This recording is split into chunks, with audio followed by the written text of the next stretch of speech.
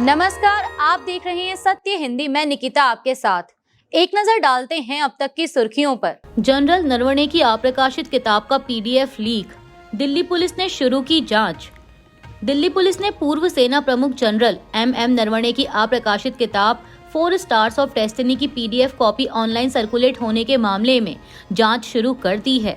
Police के अनुसार social media वेबसाइटों और ऑनलाइन प्लेटफॉर्म पर किताब की प्री प्रिंट कॉपी और कवर उपलब्ध होने की जानकारी मिली, जबकि इस किताब को प्रकाशित करने के लिए रक्षा मंत्रालय की मंजूरी अब तक नहीं मिली है।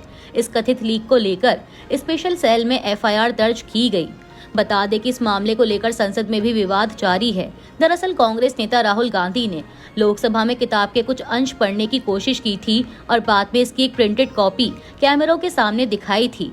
उन्होंने दावा किया कि किताब में 2020 के भारत और चीन सीमा तनाव और गलवान झड़प से जुड़े अहम खुलासे हैं, जिनसे सरकार की भूमिका पर सवाल उठते हैं।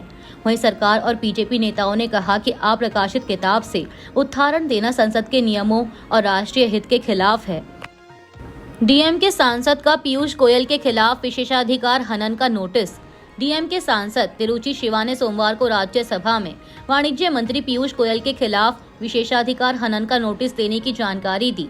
उन्होंने आरोप लगाया कि संसद सत्र के दौरान मंत्री ने एक मीडिया इंटरव्यू में भारत और अमेरिका के अंतरिम व्यापार समझौते की जानकारी साझा की, जो संसद के विशेषाधिकारों का उल्लंघन है।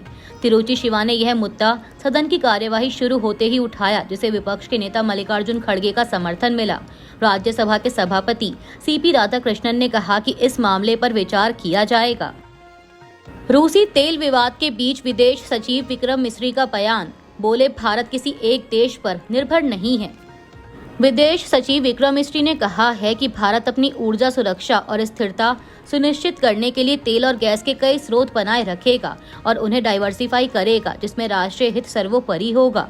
उन्होंने यह बयान अमेरिका के साथ व्यापार समझौते के तहत रूसी कच्चे तेल की खरीद बंद करने को लेकर चल रहे विवाद के बीच दिया। मिस्री ने साफ किया कि भारत किसी एक देश पर निर्भर नहीं है और बाजार की स्थिति के अनुसार स्रोत बदलते रहते हैं। उन्होंने कहा कि भारत अपनी करीब 85% ऊर्जा आयात करता है, इसलिए उचित कीमत, भरोसेमंद आपूर्ति और उपभोक्ताओं के हित सबसे अहम हैं।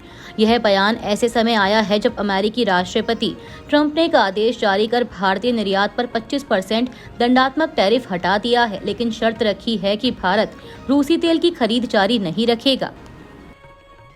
कोयला तस्करी केस, ईडी ने बंगाल के पुलिस अधिकारी को किया तलब। आगामी विधानसभा चुनाव से पहले तेज हुई जांच। ईडी ने सोमवार को पश्चिम बंगाल के पश्चिम बर्धमान जिले के बुदबुद पुलिस स्टेशन के प्रभारी अधिकारी मनोरंजन मंडल को कोयला तस्करी मामले में पूछताछ के लिए तलब किया है। द हिंदू की एक रिपोर्ट के मुताबिक यह कदम उनके आवास पर हाल ही में हुई तलाशी के बाद उठाया गया, जिसमें कई अहम दस्तावेज जब्त किए गए थे। बुदबुद थाना आसनसोल दुर्गापुर पुलिस कमिश्नरेट के अंतर्गत आता है। ईडी ने इसी मामले में कोयला तस्करी के आरोपी लाला के करीबी सहयोगी बताए जा रहे चिन्मय मंडल को भी पूछताछ के लिए बुलाया है, जिन्हें एजेंसी रैकेट का एक प्रमुख ऑपरेटिव मान रही है। यह कार्रवाई पश्चिम बंगाल विधानसभा चुनाव से पहले तेज हुई जांच का हिस्सा है। हाल के दिनों में ईडी ने रानीगंज और जामुड़िया समेत कई जगहों पर छापेमारी की है, जहां एक गोदाम से करीब 1.5 करोड़ नकदी बरामद हुई। 37 साल में पहली बार वायुसेना की बैठक से गैर हाजिर रहे खामेनेई। ईरान अमेरिका तनाव के बीच टूटी पुरानी परंपरा। ईरान अमेरिका तनाव के बीच टूटी पुरानी परंपरा। ईरान के सर्वोच्च नेता आयतुल्लाह अली खामेनेई 37 साल पुरानी एक अहम परंपरा को पहली बार तोड़ दिया है। हर साल 8 फरवरी को होने वाली ईरानी वायुसेना के कमांडरों की बैठक में इस बार वे शामिल नहीं हुए। यह बैठक 1979 की इस्लामिक क्रांति से जुड़ी है और खामेनेई 1989 से अब तक हर साल इसमें मौजूद रहते थे, यहाँ तक कि कोविड महामारी के दौरान भी। इस बार उनकी जगह ईरानी सशस्त्र बलों के chief of staff major general Abdul Rahim Mousavi ने बैठक की। खामेनेई की गैर मौजूदगी ऐसे समय पर हुई है जब अमेरिका और ईरान के बीच तनाव चरम पर है।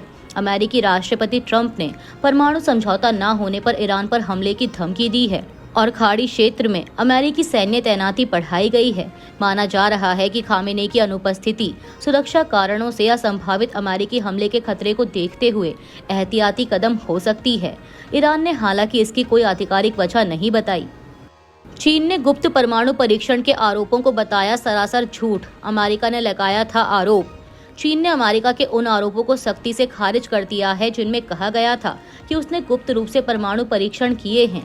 चीन ने इन दावों को सरासर झूठ बताते हुए उल्टा आरोप लगाया कि अमेरिका खुद नए परमाणु परीक्षण शुरू करने की तैयारी कर रहा है। समाचार एजेंसी AFP के अनुसार चीन के विदेश मंत्रालय ने कहा कि अमेरिका के दावे पूरी तरह बेबुनियाद हैं। बता दें कि शुक्रवार को जेनेवा में संयुक्त राष्ट्र के निरस्त्रीकरण सम्मेलन में अमेरिका ने आरोप लगाया था कि चीन ने साल 2020 में परमाणु परीक्षण किए और भविष्य में भी ऐसे परीक्षण करने की योजना बना रहा है।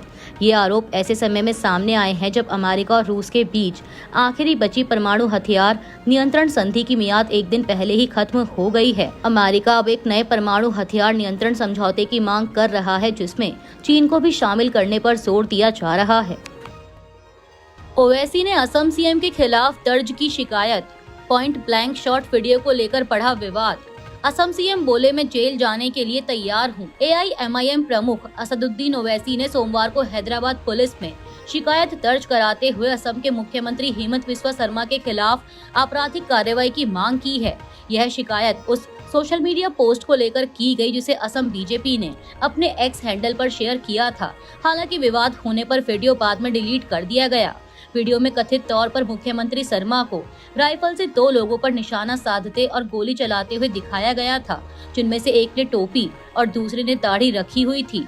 पोस्ट का कैप्शन था पॉइंट ब्लैंक शॉट। ओवैसी ने आरोप लगाया कि यह वीडियो मुसलमानों की धार्मिक भावनाओं को ठेस पहुंचाने, 2 समुदायों के बीच नफरत फैलाने और सांप्रदायिक हिंसा भड़काने की नीयत से बनाया गया था।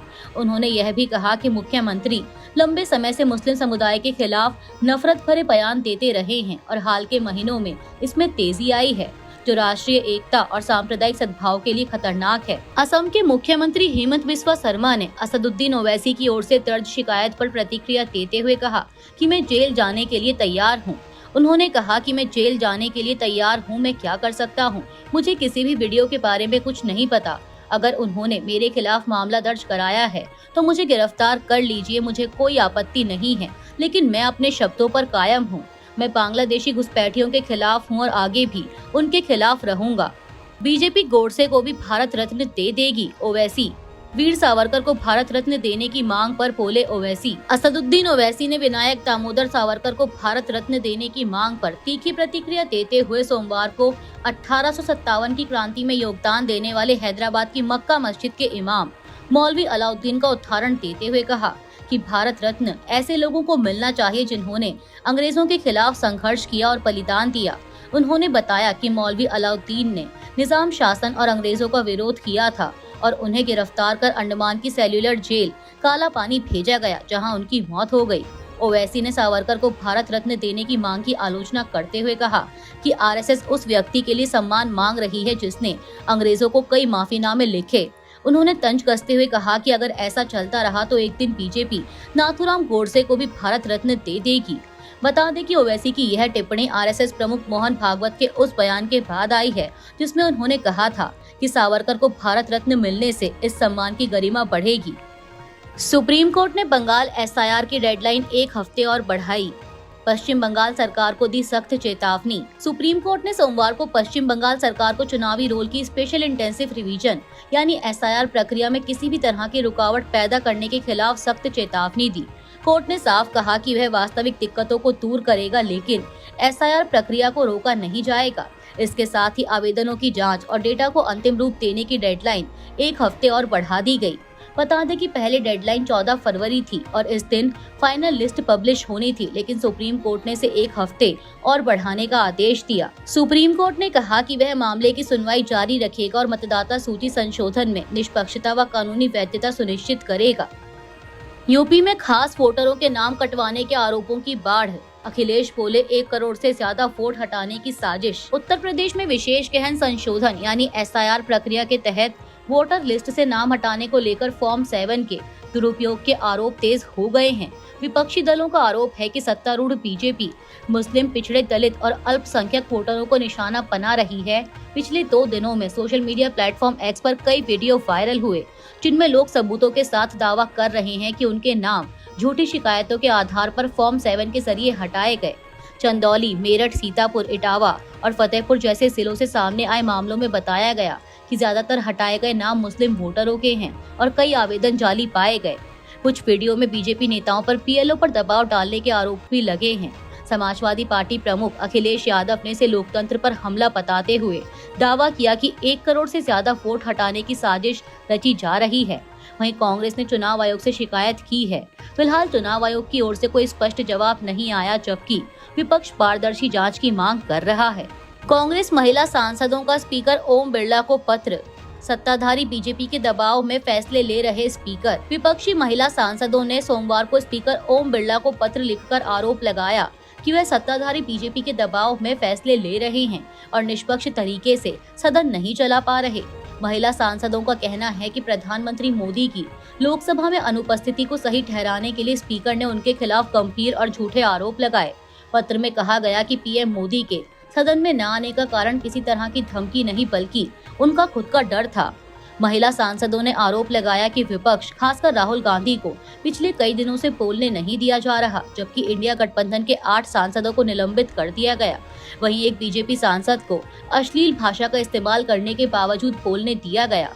प्रियंका गांधी सहित कई महिला सांसदों ने कहा कि स्पीकर पर सरकार का अनुचित दबाव है, जो लोकतंत्र के लिए ठीक नहीं है। कांग्रेस ने स्पीकर से अपील की है कि वे लोकसभा के निष्पक्ष संरक्षक की भूमिका निभाएं। बता दें कि इस पूरे विवाद के बीच स्पीकर के खिलाफ अविश्वास प्रस्ताव लाने की चर्चा भी तेज हो गई है। एप्स्टीन फाइल्स को लेकर पवन खेड़ा का बड़ा आरोप। भारत से जुड़े 6 पेज यानी 60 फाइलें गायब। कांग्रेस के वरिष्ठ नेता पवन खेड़ा ने अमेरिकी न्याय विभाग की वेबसाइट पर मौजूद जेफरी एप्स्टीन से जुड़ी फाइलों को लेकर बड़ा दावा किया है। उन्होंने सोशल मीडिया प्लेटफॉर्म एक्स पर कहा कि 6 फरवरी 2026 को भारत सर्च करने पर एप्स्टीन फाइल्स में 484 पेज दिख रहे थे, लेकिन अब सिर्फ 478 पेज नजर आ रहे हैं, यानी करीब 6 पेज या लगभग 60 फाइलें सर्च नतीजों से गायब हो गई हैं। खेड़ा ने इस घटनाक्रम को हालिया भारत और अमेरिका अंतरिम ट्रेड डील से जोड़ते हुए सवाल उठाया कि क्या इस समझौते के बदले भारत से जुड़े दस्तावेज हटाए गए। उन्होंने भाजपा की चुप्पी पर भी सवाल खड़े किए, जबकि डीओजे की ओर से अभी तक कोई आधिकारिक स्पष्टीकरण नहीं आया है। गौरतलब है कि एप्स्टीन फाइल्स जनवरी 2026 में सार्वजनिक की गई थीं, जिनमें 30 लाख से ज्यादा पेज शामिल थे। राहुल गांधी को संसद में बोलने से रोकने पर विवाद। लोकसभा स्पीकर ओम बिरला के खिलाफ अविश्वास प्रस्ताव की तैयारी। राहुल गांधी रिजिजू के बीच टकराव, लोकसभा स्थगित। लगता है सरकार को संसद चलाने में दिलचस्पी नहीं, शशि थरूर। कांग्रेस की महिला सांसदों का स्पीकर ओम बिरला को पत्र। लोकसभा स्पीकर ओम बिरला के खिलाफ अविश्वास प्रस्ताव लाने की तैयारी चल रही है। विपक्षी दलों का आरोप है कि लोकसभा में विपक्ष के नेता राहुल गांधी को बार बार बोलने नहीं दिया जा रहा और सदन की कार्यवाही पक्षपातपूर्ण तरीके से चलाई जा रही है। विवाद पिछले हफ्ते तब शुरू हुआ जब राष्ट्रपति के अभिभाषण पर धन्यवाद प्रस्ताव की चर्चा के दौरान राहुल गांधी ने पूर्व सेना प्रमुख जनरल एम नरवणे की अप्रकाशित किताब का हवाला देकर कुछ कहने की कोशिश की, लेकिन स्पीकर ने इसे नियमों के खिलाफ बताते हुए उन्हें बोलने से रोक दिया, जिससे हंगामा हुआ और आज सोमवार को भी राहुल गांधी को बोलने की अनुमति नहीं मिली और सदन बार बार स्थगित हुआ। विपक्ष का कहना है कि स्पीकर निष्पक्ष नहीं है। ऐसे में विपक्ष अब इस मुद्दे पर अविश्वास प्रस्ताव लाने पर विचार कर रहा है, जिसके लिए 100 सांसदों के हस्ताक्षर चाहिए। अभी के लिए इतना ही। बाकी की देश दुनिया की बड़ी खबरों के लिए जुड़े रहिए सत्य हिंदी के साथ। Copyright disclaimer under Section 107 of the Copyright Act 1976. Allowance is made for fair use for purposes such as criticism, comment, news reporting, scholarship, and research. Fair use is a use permitted by copyright statute that might otherwise be infringing.